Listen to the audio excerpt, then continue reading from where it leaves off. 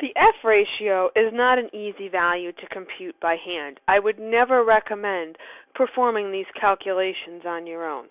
Using a computer is not only much easier, it's also much more accurate.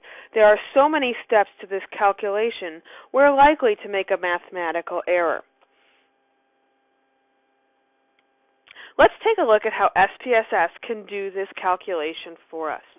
What we have is Chapter 13, Data Set 2, if you would like to try the calculations yourself. This data set contains two variables: the amount of time that swimmers practice per week. Variable 1 indicates less than 15 hours.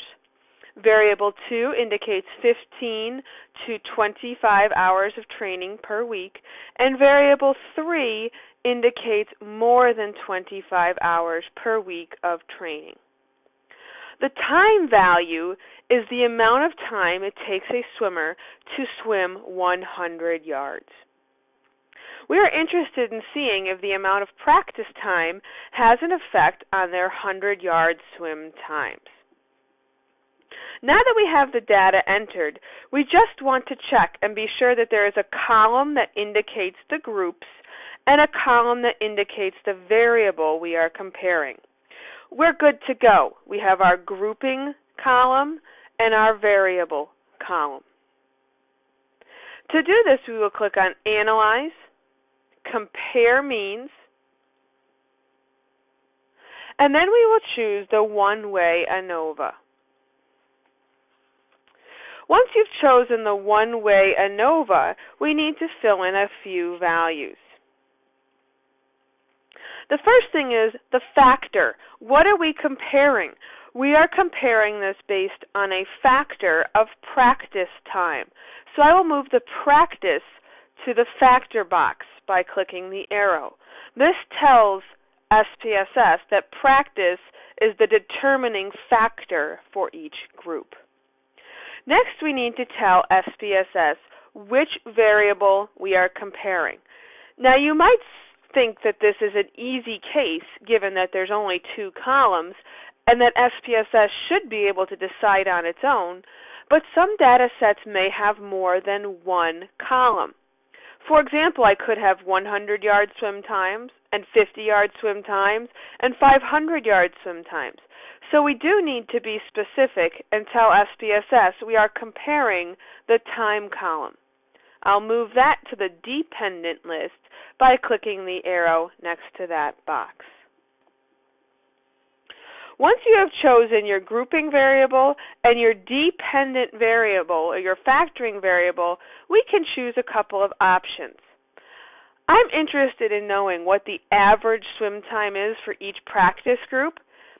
As a swim coach, you might want to present that to your students or your kids and let them know exactly how much they stand to benefit based on what practice group they're in. In order to make sure all of this is displayed, I will click the Options button and then choose the Descriptive box. This will present the descriptive statistics along with the analysis. We'll hit Continue,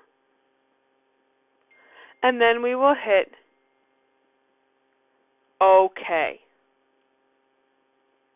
SPSS will do its thing, and it will present a few tables. First off is the descriptives box. It sorts the data out for swimmers less than 15 hours, 15 to 25, and greater than 25 hours. And you can see exactly what their 100-yard times are on average, as well as the standard deviation. Next, we have the Anova table, or the one-way analysis of variance. This tells us the variation. I'm interested in either comparing the F ratio with the critical F value, or the significance level with the alpha value. Let's take a look at the significance level. Since 0.853 is greater than my alpha value of 0.05, this data supports the null hypothesis that there is no difference in 100-yard swim times based on how long an athlete practices per week. So that's telling me it doesn't matter if they practice less than 15 hours or more than 25. There's no statistically significant difference on their 100-yard swim time. I may need to now look at other factors, such as how hard athletes train, or their athletic ability, or what they're eating, or how they're cross-training.